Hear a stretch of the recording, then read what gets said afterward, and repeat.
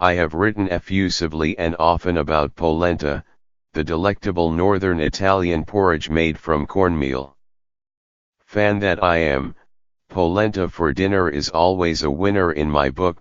We may know it first and foremost as a side dish, a modest spoonful placed next to a piece of braised chicken, or a crisp, grilled wedge accompanying herby lamb chops. But I usually want polenta to be the main event, and to have the meaty part of the meal play the lesser role, much as it was served long ago. Polenta's humble origins lay in basic, savory gruel for the poorer classes. Good fortune in hunting or foraging could supply ingredients for a juicy, substantial ragout to ladle on top. But even today, there's nothing better than a bowl of plain polenta with a dab of good butter or olive oil, salt, and pepper, and a handful of grated Parmesan. Modern Italian cooks follow suit, topping polenta with sausages simmered in tomato sauce, a mushroom stew or braised rabbit. And the custom still exists, for those remembering or imagining village life, of pouring a pot of steaming polenta on a large board, spooning a saucy concoction over it, and placing it on the table for communal consumption and distributing spoons instead of plates. It's a wonderful way to serve a casual festive meal. The other night, with polenta on the brain and with a pound of fresh wild Gulf shrimp from the fishmonger, I made an impromptu dinner.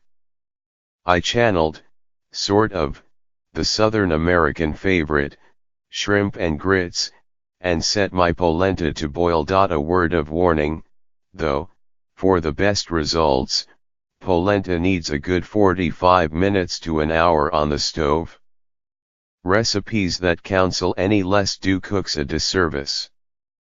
The cornmeal needs time to swell, absorb liquid and develop the corn's sweetness. Undercooked polenta tastes bitter. While the polenta cooked, I peeled the shrimp and gathered the other ingredients for a spicy stew, a few hot Italian fennel sausages, an onion, some tomato puree and a splash of wine. The stew itself takes only about 15 minutes to cook. There, on a large platter, was a golden mound of polenta, surrounded by a full-flavored, aromatic, saucy partnership of land and sea.